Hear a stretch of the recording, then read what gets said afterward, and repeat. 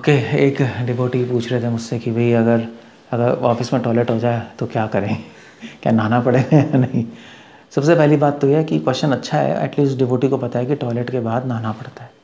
मगर हमारे कई डिवोटीज़ को ये भी नहीं पता कि टॉयलेट के बाद नहाना पड़ता है। टॉयलेट मतलब नंबर 2, नंबर 1 नहीं कह रहा मैं। नंबर 1 के बाद नहाने की ज़रूरत नहीं है, बट नंबर 1 के बाद भी नहाने की ज़रूरत होती है अगर आप पुजारी हो। अगर आप पुजारी हो, कहीं मंदिर में डीटी वर्शिप कर रहे हो, तो हर बार जब भी आप नंबर 1 जाओगे तो आपको नहाना पड़ेगा।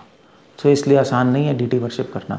ऐसे नहीं आप ब्राह्मणाइजेशन लेके कुछ मंत्र लेके आप डीटी वर्शिप कर लोगे, वो तपस्या है, क्योंकि विंटर्स में आपको बार बार नहाना पड़ेगा अगर नंबर 1 जाओगे तो।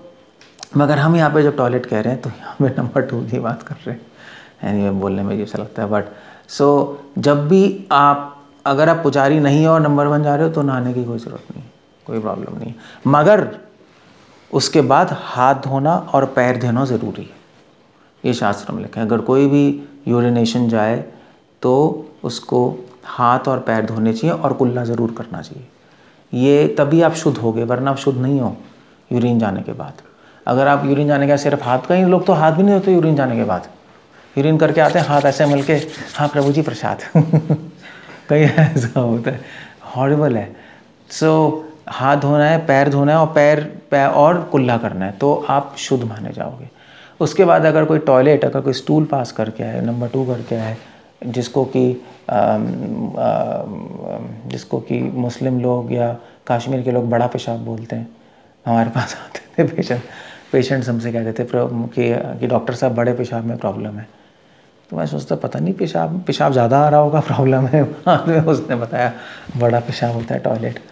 आपको जो भी भाषा समझ आती है, टॉयलेट या स्टूल या बड़ा पेशाब या टट्टी, जैसे भी जो भी भाषा समझ आती है, अगर आप जा रहे हो तो उसके बाद नहाना ज़रूरी है। ऐसे हाथ पाँव धो के मुँह धो के चलेगा नहीं, आपको फुल बाथ लेना ज़रूरी है। कुछ लोग हाफ बाथ लेके आ जाते हैं, हाफ बाथ इससे नीचे होता है कि भी हम नहा लिए, नहीं, आपको फुल बाथ, सर पे पानी डालना ज़रूरी है। क्योंकि आयुर्वेद में लिखा है जब हम स्टूल जाते हैं तो हमारी अपान वायु, जो वायु नीचे धकेलती है स्टूल को, क्योंकि हम प्रेशर नीचे लगा रहे हैं, तो फिर जब स्टूल पास होता है, जब प्रेशर छोड़ते हैं तो वो नीचे लगा दें तो वो रिबाउंड होकर ऊपर आती है, ऊपर आके हमारे सर पे चढ़ती है। अगर हम पानी डालते हैं तो वो शांत हो जाती है बात।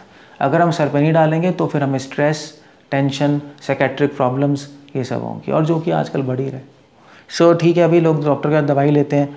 अगर आपको साइकेट्रिक प्रॉब्लम से और इससे मुक्त होना है तो एक सिंपल एडवाइस है, टॉयलेट के बाद सर पे पानी डाल के नहा लो। पूरा बात लेना पड़ेगा, ऐसा नहीं सिर्फ सर ही धोगे। इसलिए फुल बात लेना पड़ता है।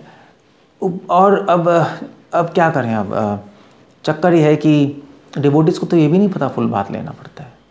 हाँ, फीमेल्स जो हैं, फीमेल्स फुल बात नहीं ले सकती, क्योंकि वो सर पे पानी बार बार डालेंगी तो बाल गीले होते हैं। तो फीमेल्स के लिए शास्त्रों में लिखा है वो गले के नीचे पानी डाल के नहा ले, सर पे डालने की ज़रूरत नहीं, क्योंकि बाल गीले वो नहीं कर सकती बार बार। ट्रेडिशनली फुल बात ही लेती थी लेडीज़ भी, क्योंकि ट्रेडिशनली बाथरूम होते ही नहीं थे, ट्रेडिशनली पॉन्ड होता था, ट्रेडिशनली जॉइंट टॉयलेट होते नहीं थे। घर में टॉयलेट, दूर जंगल में जाते थे, आते वक्त एक पॉन्ड था, उसमें डुबकी मार के वापस आते थे। तो हर बार टॉयलेट जाओगे हर बार फुल बात हो जाता। अब मॉडर्न ज़माने में आप बाल को गीला नहीं कर सकते, सूखेंगे नहीं, अंदर बैठे हो तो नेक से नीचे भी हो सकता है फीमेल्स के लिए। मेल्स के लिए फुल बात है। टॉयलेट के बाद ज़रूर नहाना चाहिए। अब क्वेश्चन ये है कि अगर आपको ऑफिस में टॉयलेट आ जाए तो क्या करोगे, या मंदिर में टॉयलेट आ जाए, तब टॉयलेट तो कभी भी आ सकती है, उसको रोक कैसे सकते हो आप। तो टॉयलेट जाना पड़ेगा। या प्लेन में जा रहे हो कहीं, जैसे हम लोग आते हैं, अभी अमेरिका जाओगे तो आई थिंक अराउंड 28 आवर्स लगते हैं, या 24 घंटे। 20 से 24 घंटे लगते हैं। अगर प्लेन में टॉयलेट है तो क्या करोगे, तो नहाओगे। ट्रेन में टॉयलेट है तो क्या करोगे। शिला प्रभुपाद जो थे, कहीं भी थे, वो पूरा ही नहाते थे। प्रभुपाद एक बार एयरपोर्ट पे गए तो वहाँ पे वो थक रहे थे, टॉयलेट आई तो प्रभुपाद ने एयरपोर्ट के बाथरूम में जाकर पूरा साबुन लगाया, पूरा नहाया। लोग देख रहे हैं क्या हो रहा है, वो जो अटेंडेंट था वो देख रहा है क्या हो रहा है। प्रभुपाद ने कहा देखने तो कोई प्रॉब्लम नहीं है। आप ट्रेन में अगर टॉयलेट आ जाए तो फिर आप नहा सकते हो, मगर उस नहाने का तरीका होता है। आप पूरा बाथ भी ले सकते हो अगर ट्रेन में प्लेन में आ जाए। कैसे ले सकते हो, आप टॉयलेट जाओ और फिर उसके बाद एक कपड़े से आप कपड़ा गीला करके निचोड़ के फिर आप पूरा स्पंजिंग कर सकते हो। जैसे छोटे बच्चे की नहीं करते स्पंजिंग, ऐसे स्पंजिंग कर सकते हो और फिर आप कपड़े पहन लो, कोई प्रॉब्लम नहीं है। तो पॉसिबल है फुल बाथ लेना, ऐसा कुछ नहीं है। अगर ऑफिस में टॉयलेट आ जाए तो भी आप नहा सकते हो, ऐसा कुछ नहीं है। आप स्टेप 1 है कपड़े उतारना, वो तो है ही फिर उसको सही से टांगना और फिर उसके बाद टॉयलेट करके वहीं शैंक में आप टॉवल लेके उसको निचोड़ के अच्छे से पानी से स्पंजिंग कर लो, पोंछ लो पूरा और फिर अपने कपड़े पहन लो, कोई प्रॉब्लम नहीं है। तो वरना क्योंकि अगर आप टॉयलेट के बाद वो ही कपड़े पहन के अगर आप घूम रहे हो इधर उधर तो पूरे अशुद्ध हो और आप में भूत घुस जाएंगे। ये शास्त्र में लिखा है, अगर आप अशुद्ध हो तो सारे आसपास जो हवा में जो भूत हैं उनके लिए आप एंट्री पोर्टल खोल रहे हो, आपके अंदर भूत घुस जाएंगे और फिर उसके बाद दिमाग ख़राब होगा, हेल्थ प्रॉब्लम्स होंगी, ये होगा और जिसको छूओगे वो भी अशुद्ध हो जाएगा। और फिर घर में कैसे जाओगे आप, पूरे गंदे कपड़े पहन के घर में कैसे जाओगे। पहले ज़माने में साउथ इंडिया में ऐसा होता था कि मान लीजिए किसी को कोई साइकिल पे जा रहा है, किसी को टॉयलेट आ गई, साउथ इंडिया में भी होता है, तो वो क्या करते हैं, वो बैठ के अपना टॉयलेट कर लेते हैं। अब कहीं पानी नहीं है तो क्या करेंगे, आएगी इतनी तेज़ ही आ गई, क्या करेगा, रोक के भाग के पैंट उतार के कर लेगा। फिर अब पानी नहीं है तो क्या करेगा, तो थोड़ा बॉटल से धो धा के पैंट वैंट पहन के अपना आ जाते हैं।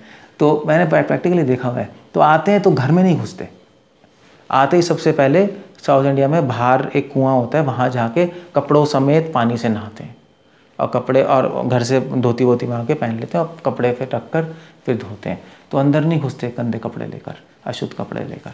सो ये सारे रूल्स हैं, हम जितना ध्यान करें उतना अच्छा। अब टेंपल में टॉयलेट आ जाए तो क्या करोगे, अब आप अंदर बाथरूम में आकर टॉयलेट करके फिर टेंपल में आ जाओगे, वो तो पूरे ऑफेंस हो जाएगा।